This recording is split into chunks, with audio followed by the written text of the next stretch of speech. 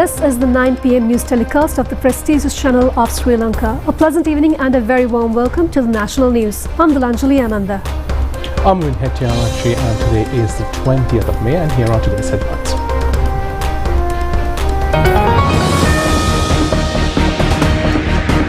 A special revelation by the Minister of Public Security in Parliament.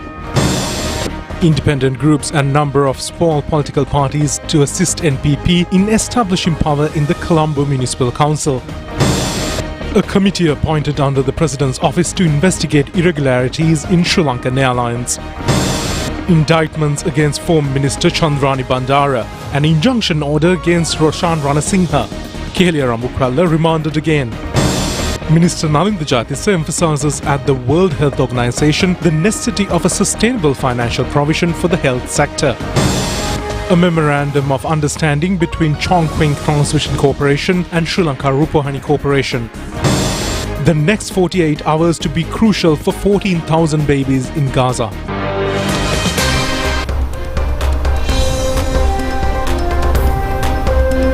Now to those and more stories in detail on today's top story. Minister of Public Security Ananda Vijayapala today revealed in Parliament that intelligence information has been received to the effect that certain former ministers and parliamentarians of the opposition are having direct links with 10 crime gangs. He added that steps will be taken to take them into custody after investigations in this regard. He mentioned this in the Parliament in reply to a question by the leader of the opposition. Minister of Public Security Ananda Vijayapala said that intelligence services have uncovered direct political links with underworld activities and the names of such politicians will be presented in Parliament after police investigations. The minister told Parliament that certain politicians in Sri Lanka Buddhist, the United National Party and Samagajana Balawega maintain direct links with 10 powerful underworld gangs. He said investigations have been launched into the matter and police teams have been deployed to arrest the suspects. The minister assured that the House that those political groups involved will be disclosed in Parliament once the inquiries are over. This statement is a significant development in the present efforts to address crime and political corruption in this country. Minister Vijayapala informed Parliament about investigations into reported death threats targeting high-profile political figures, including Prime Minister Harini Amarasuriya and opposition leader Sajith Premadasa. Speaking in Parliament, Minister Vijayapala stated that the Prime Minister's office had received an email containing a direct threat to Prime Minister Amarasuriya's life. He added that a report has been requested from Google regarding locations in the Netherlands and Germany, and a detailed report is also sought regarding threats against opposition leader Sajith Premadasa. Minister Vijayapala revealed that a complaint has been made through the ministry's emergency hotline in August 2024 and the caller has been identified as Lokpati, who has been planning a sniper attack on Premadasa. The minister clarified that the information provided was false and the mobile number used in making the complaint has also been traced and also confirmed that these claims were fabricated.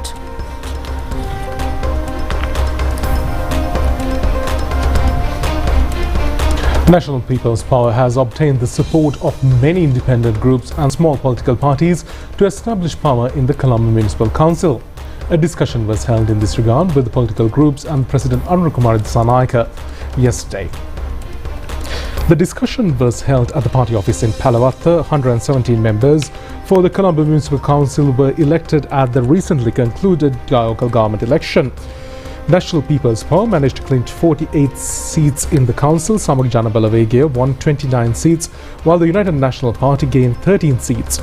Many independent groups and small political parties also managed to win seats in the council. A majority of the political groups met with the President yesterday and expressed their support to form a National People's Power Council. Meanwhile, speaking at a media briefing today, Democratic National Alliance, who took part in the discussion yesterday evening, said that the governing power should be given to the party with the majority seats without disrupting the administration of the Columbo Municipal Council.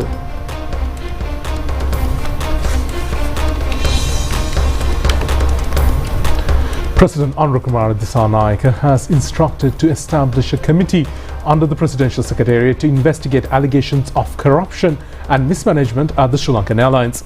The directive was issued during a 4-hour meeting held today at the Presidential Secretariat, attended by the airline board of directors and representatives from all affiliated trade unions.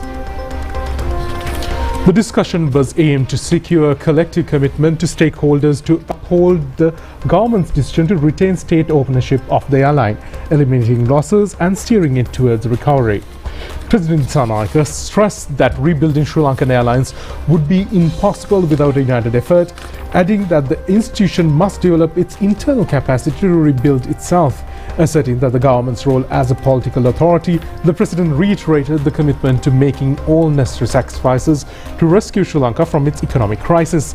He emphasized that reviving the national carrier is a shared responsibility of the entire workforce, and highlighting that allocations of 20 billion rupees from the budget of Sri Lankan Airlines, the president underscored the need for strengthening fiscal accountability, noting that these funds drawn from public sectors must be used efficiently.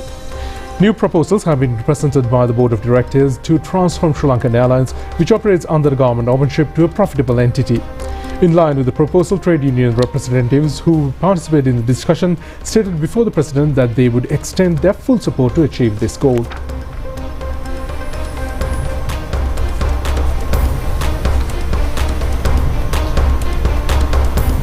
The Columbo High Court today ordered to defer until the 15th of July the hearing of a case against Nadun Shintaka alias Harakkata in connection with a house-breaking and looting incident at Mullaria area.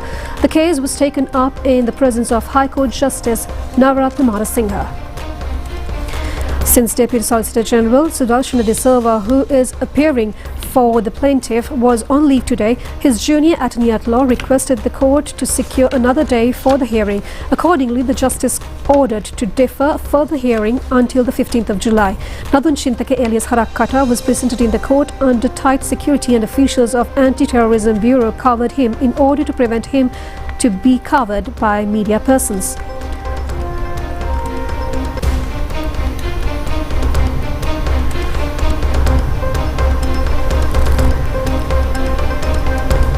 Former Minister Keheliya Rambukwala was taken into custody and now in prison custody was presented in the Columbo Magistrate's Court today. He was taken into custody on suspicion of alleged corruption charges. He was ordered to be kept under prison custody until the 3rd of next month by Columbo Chief Magistrate Tanuja Lakmali. The court also gave permission to name Ramit Rambukwala, son of Keheliya Rambukwala, as a suspect in the case, and accordingly the magistrate ordered him to be present in the Bribery Commission in order to record the statement from him tomorrow. The Bribery Commission has filed the indictment in Columbo High Court against former Minister Chandrani Bandara. She has been alleged of influencing his friends in an illegal manner for appointment to various posts and appointing H.M. Chandravansha as the project director of the Ministry of Dry Zone Development Ministry without following the official procedure when she was the Minister of Women, Child Affairs and Dry Zone Development. The Columbo District Court today issued a prevention order to former Minister of Sports Roshan Ranasinghe, preventing him from making derogatory statements against the President and Secretary of Sri Lanka Cricket and also that institution. It will be valid for a period of 14 days. Columbo District Court Judge Sandun Vitana issued this warrant after hearing a complaint by President of Sri Lanka Cricket Shammi Silva and its director. The plaintiffs also request the court to issue an order to the effect of compensation of 500 million rupees for making derogatory remarks against him. Minister Dr. Nalinda Jayathy, speaking before World Health Organization, emphasizes the need for a sustainable financial facility for health sector. The minister made these remarks while speaking at a 78th session of the World Health Assembly in Geneva. Pointing out the importance of financial investment in the health sector, Minister Dr. Jayathy said that the Sri Lankan government is committed to safeguard the country's health sector. Sri Lanka appreciates Director General's report, timely theme One World for Health, which is an opportune agenda for Sri Lanka and whole global community. We have faced many challenges during the past half century, and recovering from recent economic turmoil with the strength of the public together with global goodwill and assistance. As a country, we appreciate the connectedness, opportunities and health benefits that united global action enables. Our government policy, a thriving nation, a beautiful life, is also aligned with One World for Health and the need for concerted action to be back on track on the SDGs. Sri Lanka had outpatient department visits of 3 times of its population in average. Therefore, to leave no one behind, we have embarked on comprehensive primary care reforms. The main objective of this reform is to prevent bypassing of primary health institutions, which is a challenge in health service delivery in Sri Lanka. I stress the need to address the concerns due to health workforce migration affecting global health. During the year 2022 to 2025, 726 consultants, 1,116 medical officers, and nearly 2,800 nursing officers have gone abroad. Sri Lanka has had to bear significant financial losses after investing to produce our own health professionals. We believe destination countries too need to be more responsible, and we call for effective and inaugurated implementation of the WHO Code for international recruitment of sustainable financing for health requires increased investment in health, especially to build resilience against challenges we are presently facing, debt, disease and devaluation. Whilst we collaborate across sectors and disciplines, our government is committed to protect the nation's health. I look forward to the insightful deliberations of honoured delegates and welcome strengthening of One World for Health. Cabinet approval was granted to sign a memorandum of understanding between Chongqing Transmission Corporation Limited of China and Sri Lanka Rupavahini Corporation. The relevant proposal was presented by Minister Dr. Nalinda Jayatissa. The objective of this MOU is to promote long-term friendship and mutual understanding, strengthening cooperation and exchanging training opportunities in the field of media. The MOU expected to facilitate opportunities for exchanging programs between China and Sri Lanka, promoting academic and training opportunities, producing joint television programs and obtaining necessary publicity for the tourism industry. Competitive bids have been invited to obtain the service of a consultation company to upgrade infrastructure facilities of the head office of the Department of Meteorology and divisional centres. The Cabinet of Ministers has approved the proposal presented by Minister K.D. Lalkantha to award the consultancy contract to Green Tech Consultations Private Limited. It has been planned to implement a project at school level to create awareness on road safety under the theme Take Care, Let's Ensure the Road Safety. The Independent Television Network Limited has planned to implement the project with the coordination of the Ministry of Education, Higher Education and Vocational Education, Sri Lanka Police and the Department of Motor Traffic. It is expected to implement this proposed project in 100 education zones, joining the schools, traffic monitoring groups and school prefects. Accordingly, the Cabinet of Ministers granted approval to the resolution furnished by Minister Dr. Nalinda Jayatissa to implement the proposed project by the Independent Television Network Limited.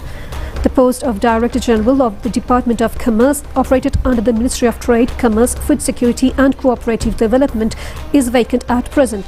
Therefore, the Cabinet of Ministers granted approval to the resolution submitted by Minister Vasantha Samarasinghe to appoint the senior-most officer holding the post of Director of Commerce of the Department, Amina Shafi Mohin, with immediate effect to act full-time in the post of Director General of Commerce. A wild elephant has died after colliding with the Minagaya train travelling from Columbo to Batclo. The accident had occurred this morning near the Habarana railway station. The railway authorities have said that the services along the railway line have been restored. The wild elephant has collided with the train at around 4:30 in the morning. Reports have indicated that the accident had occurred when the wild elephant had suddenly entered the tracks in a forested area. Wildlife officials attached to the Minaria National Park said that the deceased elephant is a 10-year-old elephant calf. In February, 7 elephants were killed after colliding with the train in Gallo area. This accident had occurred this morning despite many safety measures were being taken to prevent such accidents. The Met Department says wind speed can increase up to 55 to 65 km per hour at times in the sea areas of the coast extending from Puttalam to Pothupil through Columbo, Gong and Hamaddata. With the sea areas along the coastal regions will be rough at times, the Met Department has urged the naval communities to be alert on this regard.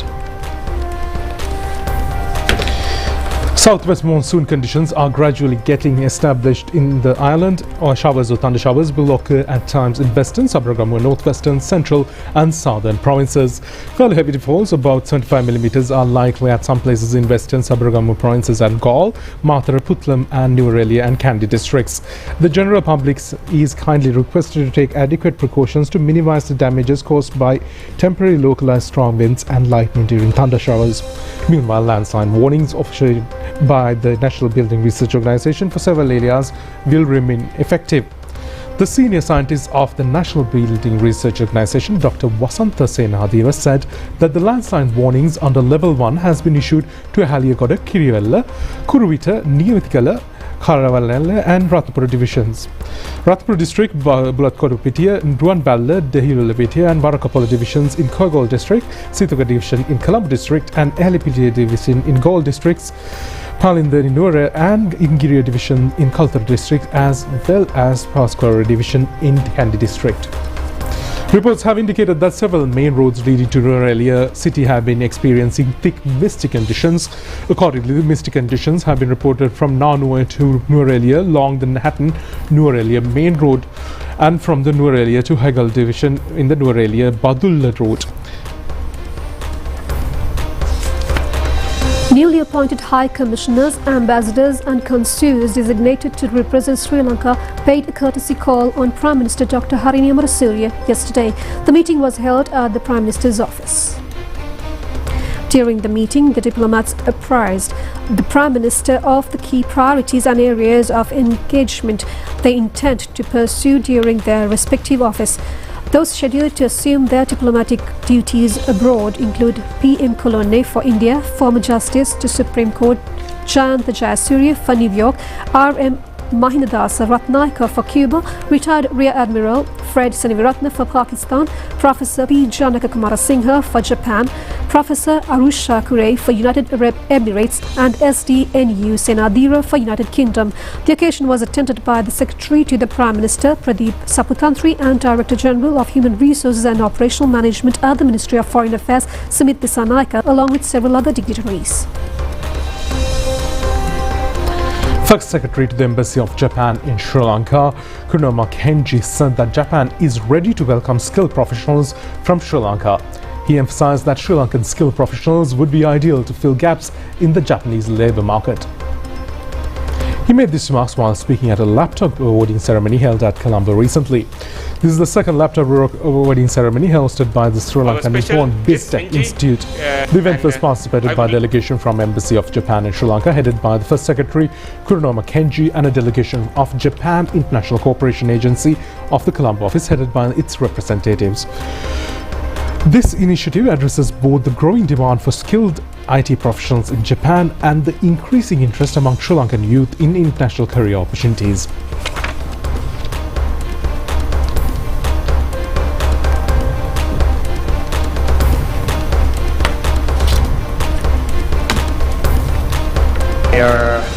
Otherwise, රටවල් හතරක විශ්වවිද්‍යාල පහක් සමග එකතු වෙලා කරපු acquiring the Japanese skills, it's also opening up the employment opportunities in Japan. And also, you know that Japan is facing a severe shortage of human resources due to the declining birth rate and aging population. So we really welcome the highly professional skills from abroad, including the LLBDI students. The National Agrarian Unity says that former Minister of Justice Alisab is also responsible for the corrupt deal of the Chinese fertilizer ship. President of the Unity, Araja, said that these views are to the media. President of the National Agrarian Unity, Araja, said that not only Mahinda Anandalutkamge, but there are several others who supported it directly and indirectly to finance deals with the Chinese fertilizer ship. One of them had a suspension order issued from the Commercial High Court for the payment of the Chinese fertile ship case. Former Minister of Justice Alisab remediated in this process and got the order quashed through then former Attorney General and presented it to the Cabinet. The Cabinet paper states that the fertilizer ship has to pay the concerned amount of money. Ali Sabri has mediated in this process indirectly, and the payments of the suspended payments of the fertilizer has been called for gain through Attorney General.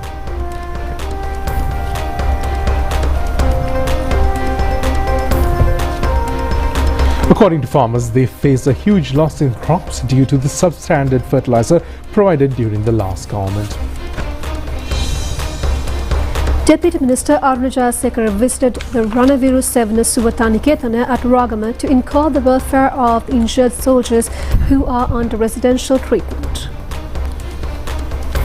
The Deputy Minister, who inquired about the welfare of soldiers who are under treatment, also had a friendly chat with them. He interacted with the doctors of the Ranaviru 7 Suwataniketana and looked into the possibility of offering further medical and service facilities to the soldiers. Navy Commander Vice Admiral Kanchana Banagoda, Commander of the Air Force, Air Marshal V.B. Edrisinghe, along with other officials participated in this occasion. Handing over of 5 acres which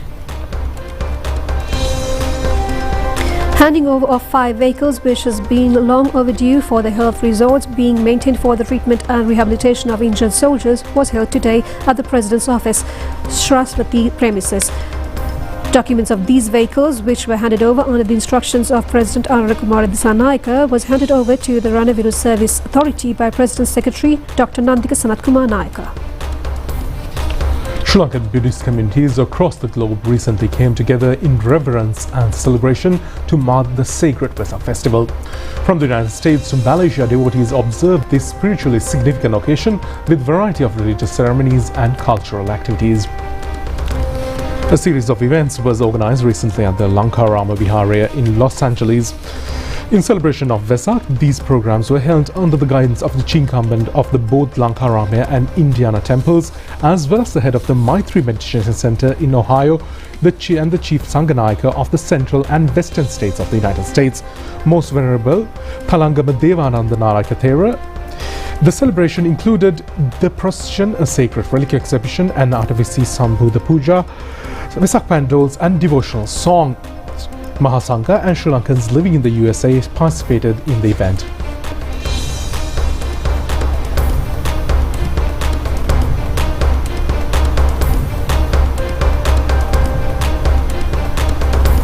Meanwhile, a special program was held recently at the Universal Spiritual Meditation Center in Srinathak, Kalarampur in celebration of the Vesak festival.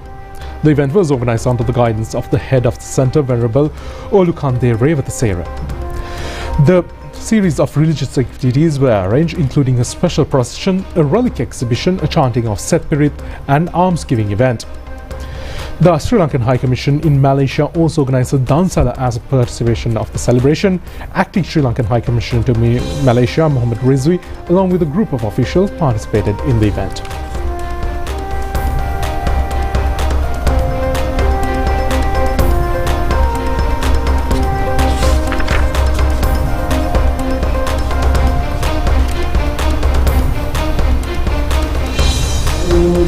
And we have Moni's from home brief. 3 women who smuggled a stock of Kush narcotic worth around 120 million rupees hidden in electric equipment were taken into custody at Katnaka Airport. According to our correspondent, they had purchased these narcotics in Thailand and had reached Chennai in India before reaching Sri Lanka by an Indigo flight. Another 3 women have been taken into custody at Galyaya area, Pannala, along with a stock of BD leaves worth around 2.5 million rupees, which was smuggled into this country by a sea route illegally from India while they were transporting the BD leaves stock in 2 vans. The suspects are said to be residents in Pannala. President Anurakumara Dissanayake has appointed Dr. Mudita Darshana Senaratyapa as the new chief Innovation Officer of the National Innovation Agency. The official letter of the appointment was handed over to Dr. Yapa this afternoon at the Presidential Secretariat by Secretary to the President, Dr. Nandika Sanatkumar Nayaka. The first Honeybee Park in Sri Lanka was inaugurated parallel to the World Honeybee Day, which falls today at the Blessed Nature Park, located in Viharagama near historic Devagiri Raja Mahavihara, Bingiriya. The inauguration ceremony was held under the guidance of Venerable Panivela Soratatera, President of the Bless Organization. A T-56 firearm has been recovered from a residence at Havelock City Housing Complex in the morning today. This has been possible when a security officer of the housing complex who saw a woman carrying a T-56 firearm to her house reported the incident to the police, who inspected the house and recovered the firearm. Valawat police is conducting further investigations in this regard. That's a look at your news from home. Stay tuned for international stories coming up next.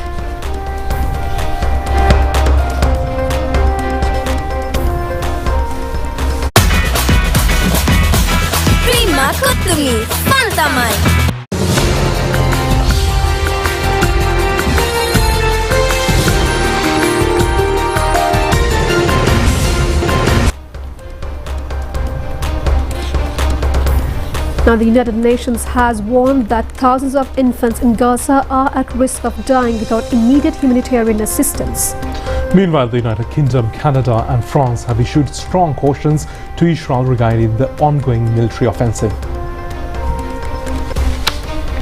Israel ended an 11-week blockade on aid entering Gaza yesterday. The United Nations have been given permission to send around 100 aid trucks into Gaza. However, 9 trucks were cleared for entry yesterday, but only 5 of them have crossed into Gaza and still under Israel control. The UN's Under-Secretary General for Humanitarian Affairs has pointed out that 14,000 babies will die in Gaza in the next 48 hours if aid supplies fail to reach them. This followed the Director General of the World Health Organization indicating yesterday that 2 million people were starving in the Gaza Strip while tons of food is blocked at the border by Israel. Israel has accused Hamas of misusing and stealing aids, which Hamas has denied. The leaders of the United Kingdom, France and Canada yesterday condemned Israel's egregious actions in Gaza and warned of joint actions if Israel continued. Meanwhile, at least 38 Palestinians were killed in a series of Israeli airstrikes across the Gaza Strip in just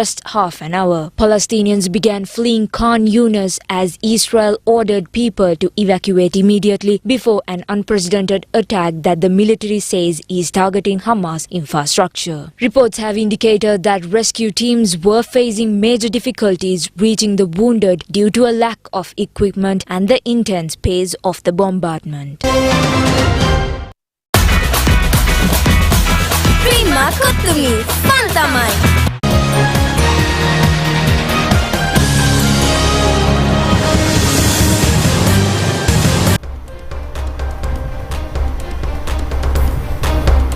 Now on to sports news. The 80th General Assembly and Congress of the International Military Sports Councils is held in Columbo. The inauguration was held yesterday under the patronage of Deputy Minister of Defence, retired Major General Araja. The occasion was joined by officials representing 3 armed forces. Chief of Staff of the Sri Lanka Army, Major General Chandra Vikramasinghe, participated representing present Army Commander Lieutenant General Lasantha Rodrigo, who is also the President of the Defence Services Sports Body in 2024 and 2025. It was also attended by President of the International Military Sports Council, Colonel Milton Gomez.